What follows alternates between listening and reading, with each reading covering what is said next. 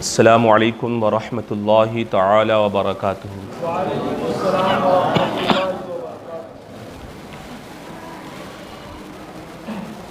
नहमदुहु व नुसल्ली व नुसल्लिमु अला रसूलिहिल करीम अम्मा बाद फ़अऊज़ु बिल्लाहि मिनश शैतानिर रजीम बिस्मिल्लाहिर रहमानिर रहीम फ़अन्किहुल अयामा मिनकुम वस्सालिहीन मिन इबादिकुम व इमाइकुम इन यकूनु फ़ुक़रा युग़निहिमुल्लाहु मिन फ़ज़लिहि वल्लाहु वासिउन अलीम। सदक़ल्लाहुल अज़ीम व सदक़ बल्लगनाहुन नबियुल अमीनुल मतीनुल करीम व नहनु अला ज़ालिका लमिनश शाहिदीन वश्शाकिरीन वल्हम्दुलिल्लाहि रब्बिल आलमीन। बगिरदाब बला उफ्ताद कश्ती ज़ईफ़ानुम शकिश्तारा तो कुश्ती बहक़्क़े ख्वाजैन उस्मान हारून मदद कुन या मुईनुद्दीन चिश्ती मदद कुन या मुईनुद्दीन चिश्ती मदद कुन या अलाउद्दीन चिश्ती। पढ़े बावाज़ी बुलंद अस्सलातु वस्सलामु अलैका या रसूल अल्लाह अस्सलातु वस्सलामु अलैका या हबीब अल्लाह व अला आलिका व अस्हाबिका या नूर अल्लाह सल्लल्लाहु तआला अलैका वसल्लम। मेरे प्यारे आका सल्लल्लाहु तआला अलैहि वसल्लम के प्यारे दीवानों, सुन्नी दावत इस्लामी के हफ्तावारी रूह परवर सुन्नतों भरे इज्तिमा में आप सब यहाँ पर आज जमा हुए, हम सब जमा हुए। अल्लाह रब्बुल इज़्ज़त की बारगाह में दुआ गो हूँ कि अल्लाह रब्बुल इज़्ज़त हम सबों की इस हाज़री को अपनी बारगाह रहमत में कबूल मकबूल फरमाएँ और बार बार हज़ारों बार ऐसी बाबरकत मजलिसों में महफ़िलों में शिरकत करने की तौफ़ीक़ रफ़ीक़ अता फरमाएँ। मैं बारहा अर्ज़ किया करता हूँ कि ये इज्तिमाआत और ये महफ़िलें मामूली नहीं है। ये इज्तिमाआत की हाज़री और ऐसी दीनी मजलिसों की हाज़री दर हकीकत अपना रिश्ता और अपना नाता अल्लाह अज़्ज़ा व जल्ला और उसकी प्यारे महबूब सल्लल्लाहु अलैहि वसल्लम की बारगाह से जोड़े रखने का बेहतरीन ज़रिया है, बेहतरीन ज़रिया है। हमारे साथियों ने मुझे मौजू दिया है हुकूक़े ज़ौजैन के हवाले से गुफ्तगू करूँ। आज मैंने सोचा है कि शुरुआत ही से क्यों ना शुरू करूँ, यानी निकाह के हवाले से पहले कुछ कीमती बातें आप तक पहुंचाने की सआदत हासिल कर लूं और फिर उसके बाद आप हुकूक़े ज़ौजैन को भी आप तफ़सीलन समाअत फरमाएंगे। हकीकत तो यही है कि आज हमारे घरों में मियाँ बीवी के दरमियान जो तू मैं होती है और नोक झोंक जो होती रहती है, आपस में बात में जो तकरारें होती रहती हैं, उसकी पहली वजह यही है कि चाहे बीवी हो चाहे शौहर हो, दोनों एक दूसरे के हुकूक़ को जानते नहीं हैं।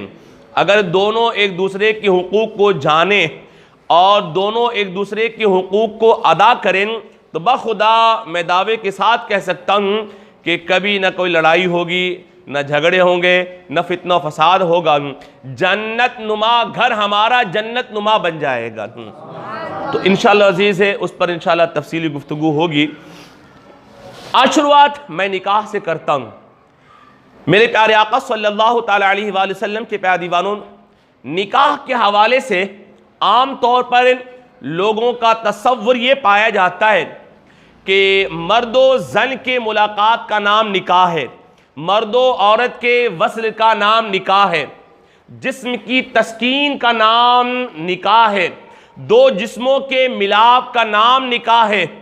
याद रहे कि इस्लाम में नहीं मर्दो जन की मुलाकात का नाम निकाह है, नहीं मर्दो औरत के वस्ल का नाम निकाह है, नहीं तस्कीने जिस्म का नाम निकाह है और नहीं दो जिस्मों के मिलाप का नाम निकाह है।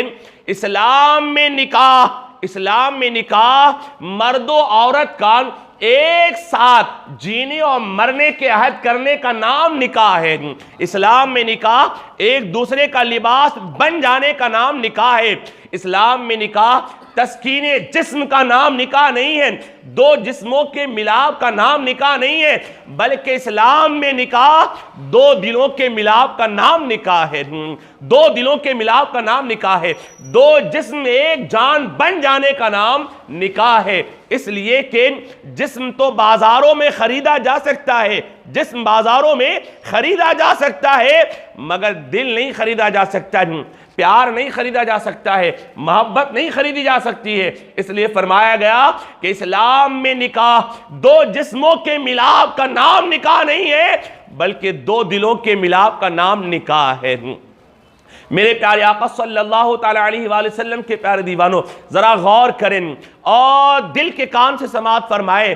खास तौर पे नौजवान जो हजरात यहाँ बैठे हुए वो इन बातों को गौर से के साथ समाअत फरमाए। याद रहे कि निकाह से कब्ल जो मोहब्बत होती है ना, निकाह से कब्ल जो मोहब्बत होती है लड़के और लड़कियों के दरमियान, याद रहे कि ये मोहब्बत शैतानी है, और निकाह के बाद जो मोहब्बत होती है वो रहमानी होती है, वो खुदा की तरफ से होती है। मेरे प्यारे आका सल्लल्लाहु ताला अलैहि वसल्लम के प्यारे दीवानों, फरमाया गया कि निकाह से कब्ल जो मोहब्बत होती है वो आनन फानन होती है, बहुत जल्द हो जाती है, बस निगाहें दो चार हुई बस प्यार हो जाता है। लेकिन याद रहे कि ये मोहब्बत कायम नहीं रहती है।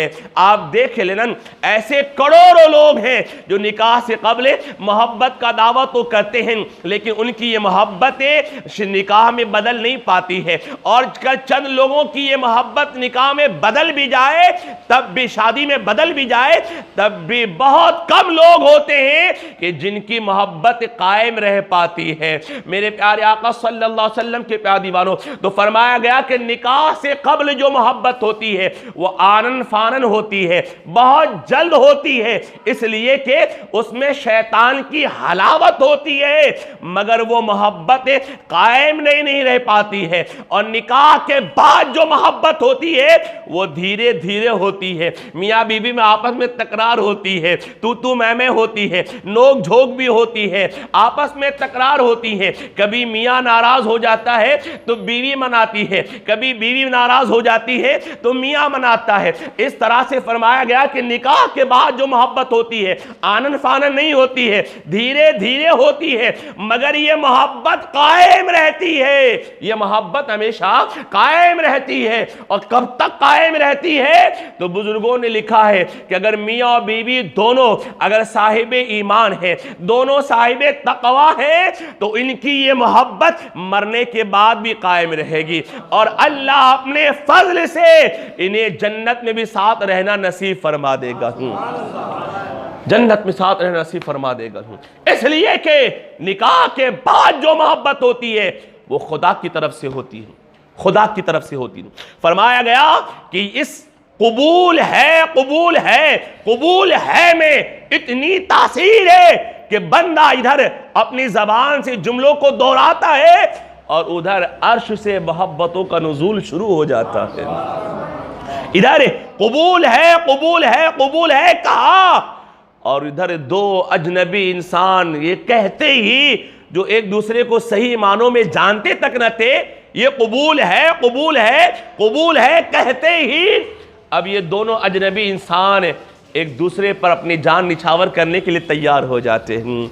मेरे प्यारे आका सल्लल्लाहु ताला अलैहि वसल्लम के प्यारे दीवानों, और आगे बढ़ें, आपका ईमान ताज़ा हो जाएगा इन बातों को सुन करके। फरमाया गया कि निकाह वो अमल है कि जिसके जरिए से सिर्फ दो लोग ही रिश्ते में नहीं जुड़ते हैं, सिर्फ दो लोग ही रिश्ते में नहीं जुड़ते हैं, बल्कि दो खानदान रिश्तों में जुड़ जाते हैं। निकाह ही वो अमल है कि जिसके जरिए से रिश्ते बनते हैं। आप देखें ना, निकाह से कब्ल हमारे कितने रिश्ते होते हैं। निकाह से कब्ल आदमी या तो किसी का बेटा होगा, या फिर किसी का पोता या नवासा होगा, बहुत ज्यादा आगे बढ़ा तो वो किसी का भाई होगा, और भी आगे बढ़ा तो मामू होगा, या और भी आगे बढ़ा तो वो किसी का चाचा होगा। उसके बस इतने ही रिश्ते होते हैं। लेकिन निकाह के बाद उसके कितने सारे रिश्ते बन जाते हैं। फरमाया गया कि इधर उसने कबूल है कहा, उधर उसके कितने रिश्ते बन गए। तो फरमाया गया कि निकाह के बाद अब वो किसी का शौहर बन जाता है, निकाह के बाद अब वो किसी का दामाद बन जाता है, निकाह के बाद अब वो किसी का साड़ू बन जाता है, किसी का हमजुल्फ बन जाता है, निकाह के बाद अब वो किसी का फूफा बन जाता है, निकाह के बाद अब वो किसी का खालू बन जाता है। और अल्लाह तौफीक दे तो अल्लाह औलाद अगर नसीब फरमाए तो अब वो किसी का बाप भी बन जाता है, और अगर उसकी नस्ल आगे बढ़ी तो अब वो किसी का दादा और पोता भी बन जाता है। पता चला कि सारे रिश्ते जो बनते हैं वो इस निकाह ही के जरिए से बनते हैं। इसलिए बुजुर्गों ने लिखा है निकाह वो पाकीज़ा अमल है कि जिसके जरिए से रिश्ते बनते हैं। निकाह के जरिए से सिर्फ दो इंसान रिश्ते में नहीं जुड़ते हैं बल्कि दो खानदान रिश्ते में जुड़ जाते हैं। और मुफस्सिरीन ने सूरह नूर की वो आयत करीमा कि जिसकी तिलावत करने का मैंने अभी शरफ हासिल किया है, उसकी तफसीर में लिखा है हज़रत आदम अलैहिस्सलाम से लेकर के अब तक किसी नबी और रसूल की शरीयत में इस बात की इजाजत न थी कि कोई बिगैर निकाह के अपनी जिस्मानी ख्वाहिशात की तकमील किसी और से कर ले। यानी निकाह हर शरीयत में मशरू रही है। अगर तुम अपनी जिस्मानी ख्वाहिशात की तकमील चाहते हो तो निकाह करो, उसके बाद ही उस चीज को पाने की कोशिश करो। तो हर शरीयत में निकाह मशरू रहा है।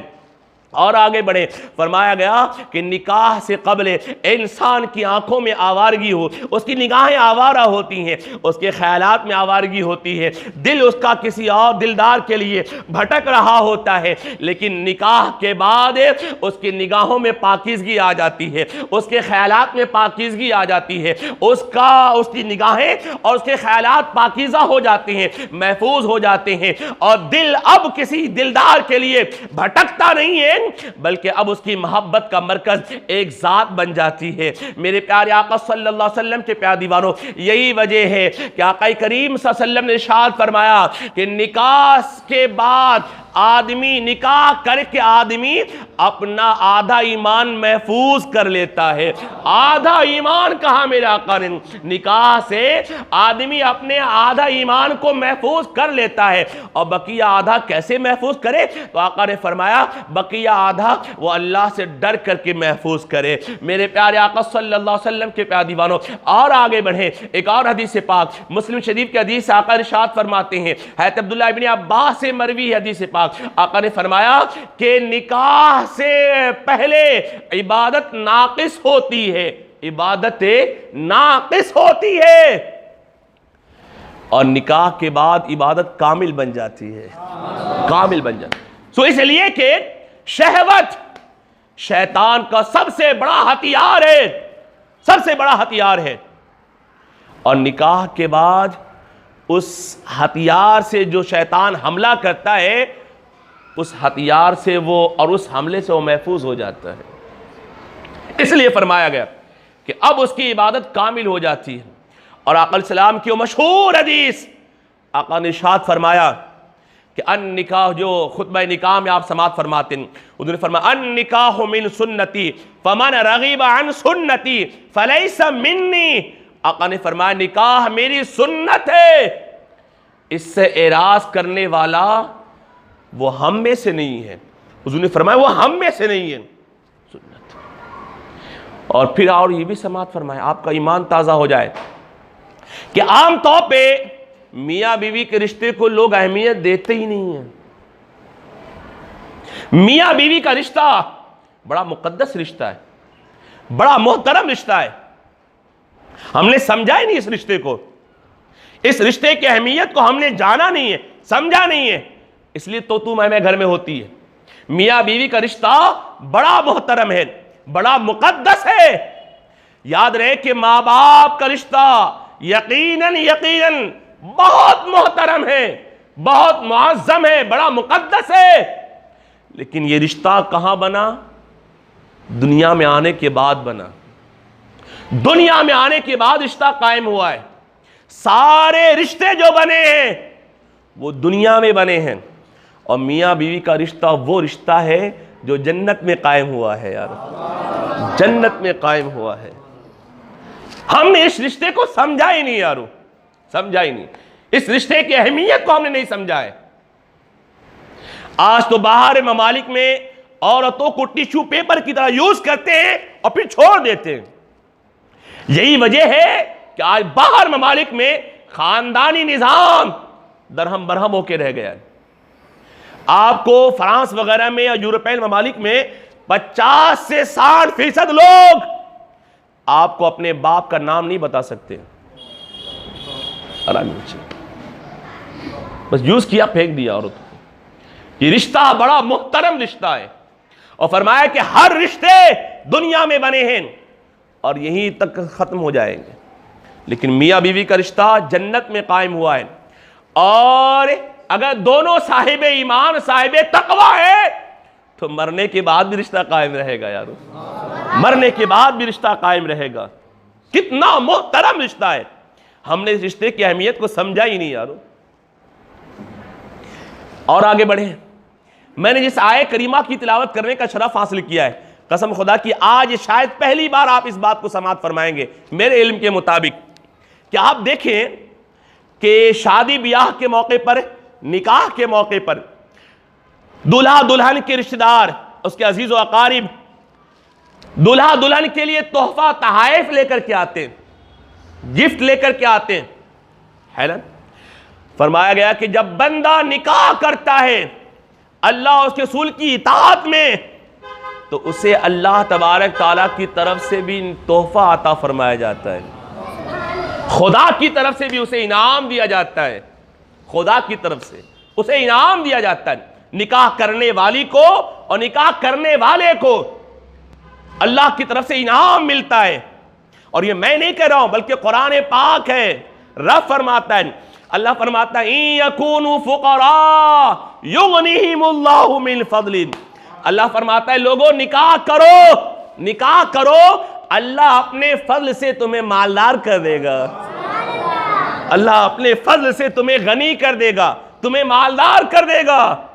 मुफस्सिरीन ने इस आय करीमा की तफसीर में लिखा है कि शर्त यह है, शर्त रखी है, शर्त यह है कि निकाह करने वाला और निकाह करने वाले की नीयत जिस्मानी ख्वाहिशात की तकमील ना हो, बल्कि उसकी नीयत अल्लाह उसके रसूल की इताअत हो, आका अलैहिस्सलाम की सुन्नत की अदायगी की नीयत हो, आका अलैहिस्सलाम की उम्मत में इजाफे के सबब बनने की नीयत हो। अगर ये नीयत है तो उनके लिए, उन निकाह करने वाले निकाह करने वालों के लिए अल्लाह का ये इनाम है, इन यकूनु फुकरा युगनिहिमुल्लाहु मिन फदली। अल्लाह फरमाता निकाह करो, अल्लाह तुम्हें अपने फजल से गनी कर देगा, तुम्हें मालदार कर देगा। इसी आय करीमा की तफसीर में मुफस्सिरीन ने लिखा है, उन लोगों के लिखा है, फरमाया कि लोगों माल के न होने के डर से, माल के न होने के डर से, जॉब न होने के डर और खौफ से, घर न होने के डर और खौफ से निकाह में ताखीर न करो, निकाह कर लो, अल्लाह तुम्हें रोजी भी देगा, तुम्हें घर भी देगा। अल्लाह का फरमान, अल्लाह का फरमान है। मैं यहां पे उन लोगों से कहना चाहूंगा कि जो लोग और जो माँ बाप भी अपनी औलाद की निकाह में ताखीर करते हैं, और जो लोग इस नीयत से, इस ख्याल से, इस इरादे से निकाह में ताखीर करते हैं कि पहले एक घर बन जाए, पहले एक अच्छी सी नौकरी लग जाए, कुछ बैंक बैलेंस हो जाए, उसके बाद निकाह करूंगा। याद रहे कि होता क्या है, इंतजार में उसको घर तो मिल जाता है, उसे अच्छी नौकरी भी मिल जाती है, उसे कुछ बैंक बैलेंस भी उसका हो जाता है, लेकिन इस इंतजार में उसकी जवानी की असल उमंग जो होती है वो ढल जाती है, और फिर वो निकाह करता है तो घर तो मिल गया, घर तो मिल गया, जॉब तो मिल गया, नौकरी तो मिल गई, बैंक बैलेंस तो हो गया, लेकिन जवानी के जो असल लुत्फ था वो नहीं मिल पाता है, वो महरूम हो जाते हैं। इसलिए माल के न होने के डर से, घर के न होने के डर से निकाह में ताखीर न करो। अल्लाह का वादा है, तुम निकाह करो, अल्लाह तुम्हें अपने फल से घर भी देगा, रोजी भी देगा, और तुम्हें जमीन व जायदाद भी अता फरमाएगा। निकाह करो, निकाह करो। बल्कि वो हदीस पाक बड़ी मशहूर है, आपने भी सुनी होगी, मौलाना जावेद साहब क़िबला यहाँ बैठे हुए हैं, अगर मुझसे ख़ता होगी तो ये इस्लाह फरमा देंगे हमारी, कि एक मरतबा एक सहाबी रसूल है, बारगाह रिसालत में आप सल्लल्लाहु अलैहि वसल्लम में हाजिर हुए, अर्ज किया, अपनी मुफलिसी के हवाले से जिक्र किया, या रसूलुल्लाह सल्लल्लाहु अलैहि वसल्लम मैं गुरबती का शिकार हूँ, मुफलिसी का शिकार हूँ, खाने खाने दाने दाने के लिए तरस रहा हूँ, आका कुछ करब हो जाए। तो मेरे आका ने फरमाया जाओ निकाह कर लो। क्या फरमाया? जाओ निकाह कर लो। उन्होंने अर्ज किया आका मेरे खाने के वांदे हैं, मैं उसका इंतजाम कहां से करूंगा, अपने खाने का इंतजाम नहीं कर पाता, उसका इंतजाम कहां से करूंगा। आका ने फरमाया दोबारा फरमाया जाओ निकाह कर लो। दोबारा फिर अर्ज किया हुजूर मैं इंतजाम नहीं कर पाता, अपना इंतजाम नहीं हो पाता है। आका ने दूसरी मतलब फिर फरमाया जाओ निकाह कर लो। अब क्योंकि हुजूर का हुक्म था, गए, उन्होंने निकाह कर लिया। अल्लाह तबारक तआला निकाह की बरकत से उन्हें रोजी भी अता किया, अल्लाह ने उन्हें घर भी अता फरमाया। तो निकाह में ताखीर न करें। और वो माँ बाप कि जो अपनी औलाद की निकाह में ताखीर इस सबब से करते हैं कि कुछ पहले हो जाए उसके बाद, और उस दरमियान में जो ताखीर होती है, और उस दरमियान में लड़के और लड़कियां जो गुनाह करते हैं जिनकी खबर माँ बाप को नहीं होती है, तो याद रहे कि जहां गुनाह करने वाला करने वाली खुदा के अजाब की मुस्तहिक होगी, वहीं माँ बाप भी खुदा के अजाब की मुस्तहिक होंगे, अजाब इलाही के मुस्तहिक होंगे। बोलो ताखिर न किया करो। मेरे प्यारे आका सल्लल्लाहु तआला अलैहि वसल्लम के प्यारे दीवानों, तो अल्लाह का फरमान इन यकूनु फुक़रा युग़निहिमुल्लाहु मिन फ़ज़ली, कि निकाह करो, निकाह करो, अल्लाह तुम्हें अपने फजल से गनी कर देगा, अल्लाह तुम्हें अपने फजल से मालदार कर देगा। निकाह के बड़े फ़ज़ाइल और बड़े फ़वाइद बयान किए गए हैं। दुरूद पर अल्लाहुम्मा सल्ली अला सय्यिदिना हबीबिना शफीइना नबीना मौलाना मुहम्मद बारिक सल्लिम सलातन व सलामन अलैका या रसूलल्लाह, सलातन व सलामन अलैका या हबीबल्लाह सल्लल्लाहु तआला अलैहि वसल्लम। मियाँ बीवी का रिश्ता जो है ना बड़ा मुहतरम है। अब यहां पे सिर्फ आज एक बात आपके गोश गुजार करके अपनी बात को खत्म कर दूंगा। अब अगले हफ्ते इंशाअल्लाह, चूंकि वक्त बहुत कम होता है, हुकूक ज़ौजैन के हवाले से हमारी गुफ्तगू होगी कि एक शौहर का उस पर उसकी बीवी का क्या हक है शौहर पर, और एक बीवी पर उसके शौहर का क्या हक है ना। यानी एक शौहर पर उसकी बीवी का क्या हक है और बीवी पर अपने शौहर का क्या हक है, उसे आप थोड़ा थोड़ा करके तफसीरन आप समाअत फरमाएंगे इंशाअल्लाह, और अहादीस करीमा की रोशनी में समाअत फरमाएंगे। आज सिर्फ एक बात मैं आपके अर्ज़गुज़ार करके अपनी बात ख़त्म कर रहा हूँ कि हमने मियाँ बीवी के रिश्ते को समझा ही नहीं है, हमने उस रिश्ते को अहमियत नहीं दी है यार, अहमियत नहीं दी है। खास तौर पर लोग जब निकाह करके लाते हैं ना, निकाह करके जब लाते हैं तो निकाह करके लाने वाला इसी तसव्वुर से लाता है ये घर की खिदमत करेगी, काम काज करेगी, है ना। और निकाह करने वाली जब निकाह करके जब आती है तो ये सोचती है कि मेरा शौहर मेरा गुलाम बन के रहे, मेरा खादिम बन के रहे, है ना। तो दोनों तरफ से कमी है। शौहर ये समझता है कि मेरे घर की खिदमत करे, नौकरानी बन के रहे। याद रहे फरमाया गया कि निकाह करके लाओ तो अपनी ज़ौजा को नौकर समझ के ना लाओ, अपने घर की रानी समझ करके लाओ, अपने दिल की मलका समझ करके लाओ अपने घर में, तुम्हारे घर की खिदमत भी करेगी और मोहब्बत भी कायम रहेगी यार। और औरत के लिए भी हुक्म है, औरत जब घर में आए तो अपने शौहरों को खादिम ना समझे, अपने शौहरों को औरत अपना मखदूम समझे, अपना मखदूम समझे, अपने शौहरों को औरत अपना गुलाम ना समझे। औरतें चाहती हैं कि मेरा मर्द मेरी मुट्ठी में रहे, मेरे इशारों में नाचे। गलतियां दोनों तरफ से होती हैं। तो औरतें भी अपने शौहरों को गुलाम ना समझे, अपना आका समझे, अपना आका समझे। अगर ये तसव्वुर दोनों तरफ से पाया जाए ना तो कभी तो में नहीं, कभी कोई लड़ाई झगड़ा नहीं होगा। तो मैं ऐसा कर रहा था कि हमने मियाँ बीवी के रिश्ते को अहमियत नहीं दी है। आज सिर्फ एक बात अर्ज करके अपनी बात खत्म कर रहा हूं। आप देखें कि अगर आप अपनी बीवी के साथ, अपनी ज़ौजा के साथ, अपनी ज़िंदगी के हम सफ़र के साथ कहीं आप सफर पे हैं, अगर बेचारी को उल्टी हो जाए तो आप दो चार आदमी के सामने उसको डांटना शुरू हो जाते हैं। अब मुझे बताएं कि क्या उसके बस में है वो? अब शुरू हो जाते हैं। आपने उसकी अहमियत को समझा नहीं। अगर आपको दो चार लोगों के सामने डांटा जाए आपको कैसा लगेगा? आप दो चार लोगों के सामने उसे शुरू हो जाते हैं।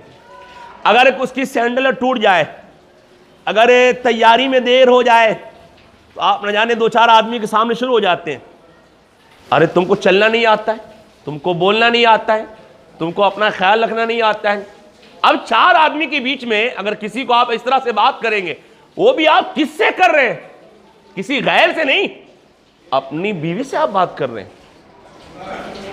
उसकी अहमियत का आपको ख्याल नहीं है। आपको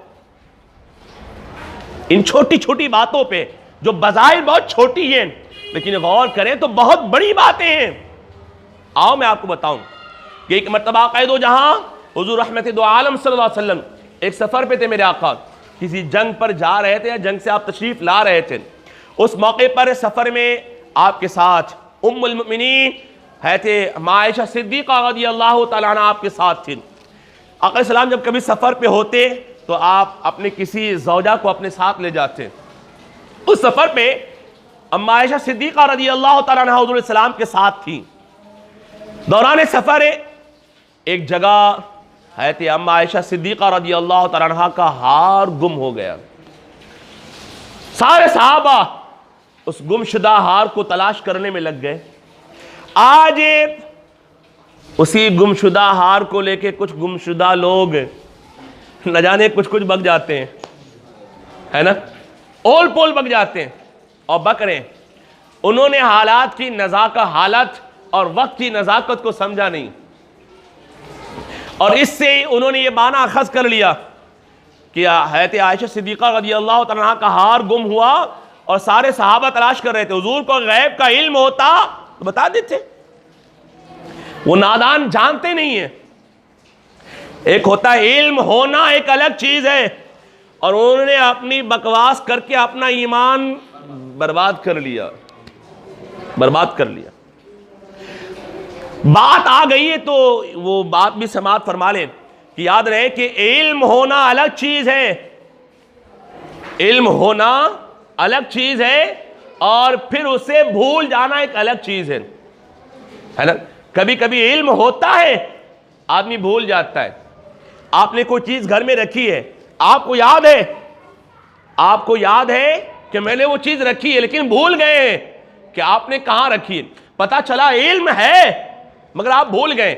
एक हाफिज तरावी पढ़ाता है, एक पारा तरावी पर याद करके गया, सुनाता है, एक दो आयत भूल गया, तो क्या आप उसे ये कहेंगे हाफिज साहब ने वो आयत याद ही नहीं की है? हाफिज साहब पूरे कुरान के हाफिज है, वो 3 आयत जो भूल गए उसके हाफिज नहीं है। आप बोलेंगे नहीं। आप क्या कहेंगे? याद तो है, उसके हाफिज तो हैं, मगर अभी भूल गए हैं। तो इल्म होता है, मगर कभी कभी आदमी भूल भी जाता है। और याद रहे कि उस मौके पे आका सलाम भूल गए थे, और ये भूलना उनकी तरफ से न था। आका खुद इरशाद फरमाते हैं, मैं जब भूलता हूं तो मैं भूलता नहीं हूं, बल्कि मैं भुलाया जाता हूं। और उसमें भी हिकमतें होती हैं। क्या हिकमत होती है? तो उस मौके पर भी हिकमत थी। क्या हिकमत थी? कि पानी खत्म हो गया, सहाबा तलाश कर रहे थे और वक्त निकल गया, पानी नहीं था वजू के लिए, नहीं था, वक्त वहीं निकल गया। किसी ऐसी जगह काफिला ना पहुंच सका कि जहां पानी मिल जाता और लोग सहाबा वजू कर लेते। अब उसकी वजह से ताखीर हुई, पानी नहीं था। याद रहे कि उससे पहले आयते तयम्मुम का नुज़ूल नहीं हुआ था, उस वक्त पानी नहीं था। लोग इंतजार में थे कि नमाज पढ़े कैसे, वजू कैसे करें। उसी मौके पर अल्लाह तबारक ताला ने आयत तयम्मुम को नाजिल फरमाया है। वो हिकमत थी ना भूलने में, है ना, भूलने में हिकमत थी ना। लेकिन नादान कहते ना, मेरे इमाम का वो कौल फरमाया, जब अल्लाह दीन लेता है तो अकलें छीन लेता है। अल्लाह जब दीन लेता है तो अकलें छीन लेता है। अकल मारी गई। मेरे कैफी एक अलग बात है। मैं अर्ज कर रहा था कि जब अकल है थे अम्मा आयशा सिद्दीक़ा रज़ियल्लाहु अन्हा का जब हार गुम हो गया ना, सारे सहाबा तलाश कर रहे, काफिला रुक गया। सब परेशान थे, कीमती हार था। तो है थे अबू बकर सिद्दीक रज़ियल्लाहु ताला अन्हु तशरीफ लाए और अम्मा आयशा सिद्दीक़ा से फरमाया, चूँकि आपकी बेटी है, शहजादी है, बाप का भी कुछ हक होता है अपनी औलाद पे। तो आए थे अबू बकर सिद्दीक रज़ियल्लाहु ताला अन्हु जलाल में आए और अपनी बेटी से कहा, तुम अपने सामान का ख्याल नहीं रखते हो, अपना ख्याल नहीं रहता है, तुम्हारी वजह से हुजूर सलाम को रुकना पड़ा, सारे सहाबा परेशान हैं, वजू के लिए पानी नहीं है, तुम ख्याल नहीं रखते अपना, कह रहे थे। आका सलाम सुन रहे थे, मेरा आका तशरीफ लाए, फरमाया अबू बकर आयशा को कुछ न कहो। क्या? आयशा को कुछ न कहो, कुछ न कहो। इससे आपने और हमने क्या समझा? इससे हमने और आपने क्या समझा? मुफस्सिरीन ने लिखा है आका सलाम को अपनी ज़ौजा का ख्याल था, चूंकि 4 आदमी के बीच में बोला जा रहा था ना, 4 आदमी के बीच में बोला जा रहा था, लोगों के सामने बोला जा रहा था। और आयशा सिद्दीक़ा रज़ियल्लाहु तआला अन्हा सलाम की ज़ौजा है, तमाम मोमिनों की माँ है, हुजूर की बीवी है। हुजूर को अपनी बीवी को किसी और का लोगों के सामने बोलना ये गवारा ना हुआ कि मेरी बीवी को कोई बोले। और हम तो खुद ही शुरू हो जाते हैं 4 आदमी के बीच में, फिर लड़ाइयाँ नहीं होंगी, झगड़े नहीं होंगे, फितना फसाद नहीं होगा। इन बारीकियों पे गौर करें आप। ये छोटी छोटी बातें जो बज़ाहिर हमें छोटी लगती हैं, लेकिन गौर करें तो पता चलेगा ये बातें बहुत बड़ी बातें हैं, बहुत बड़ी बातें। तो इंशाअल्लाह अज़ीज़ आज के लिए बस इतना ही काफ़ी है। अगले हफ्ते इंशाअल्लाह आप ज़रा जल्दी तशरीफ़ लाएंगे तो इंशाअल्लाह अज़ीज़ अब इसके आगे की गुफ्तगू होगी कि मर्द का क्या हक़ है उसकी औरत पर और औरत का क्या हक़ है उसके मर्द पर। इसे इंशाअल्लाह अज़ीज़ अगले हफ्ते आप समाअत फरमाएंगे। कहने सुनने गलतियाँ खामियाँ हो गई हों, अल्लाह ताला उसे माफ़ फरमाए। जो कुछ भी कहा सुना गया मेरा करीम हम सबों को उन तमाम बातों पर अमल करने की तौफ़ीक़ रफ़ीक़ अता फरमाए। वमा अलैना इल्ला बलाग। अल-फ़ातिहा।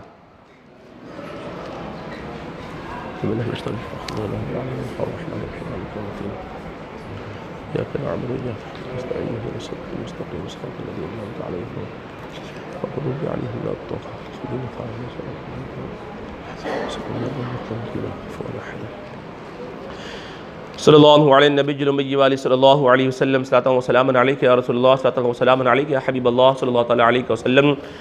या अल्लाह या रहमान या रहीम परवरदिगार, यहाँ पर जो कुछ भी तेरे महबूब सलाम का जिक्र हुआ मौला, इसमें जिस तरह की गलतियाँ खामियाँ कज़न सेवन हो गया, कोई कमी रह गई हो तो मौला तो अपनी हबीब सलाम के वसीले से माफ़ फरमा।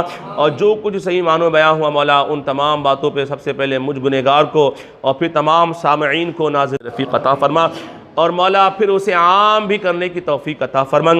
या अल्लाह तबारक व तआला हम सबों को दोनों जहान की नेमतों से मालामाल फरमा, दोनों जहान में कामयाबी कामरानी अता फरमा। या अल्लाह तबारक व तआला हम सबों का ख़ात्मा बिल खैर फरमा, ख़ात्मा बिल खैर फरमा, अहले सुन्नत वल जमाअत पर इस्तिक़ामत नसीब अता फरमा। फ़क़द क़ाल अल्लाहु तबारक व तआला फ़ी शानि हबीबिल करीम इन्नल्लाह व मलाइकतहु युसल्लूना अलन नबिय्य या अय्युहल्लज़ीना आमनू सल्लु अलैहि व सल्लिमू तस्लीमा। अल्लाहुम्मा सल्लि अला सय्यिदिना हबीबिना शफ़ीना नबिय्यिना मौलाना मुहम्मद बारिक सल्लिम सलातन व सलामन अलैका या रसूलल्लाह सलातन व सलामन अलैका हबीबल्लाह सल्लल्लाहु तआला अलैहि वसल्लम। सुब्हान रब्बिका रब्बिल इज़्ज़ति अम्मा यसिफून व सलामुन अलल मुरसलीन वल्हम्दुलिल्लाहि रब्बिल आलमीन बिहक़्क़ि ला इलाहा इल्लल्लाहु मुहम्मदुर रसूलुल्लाह।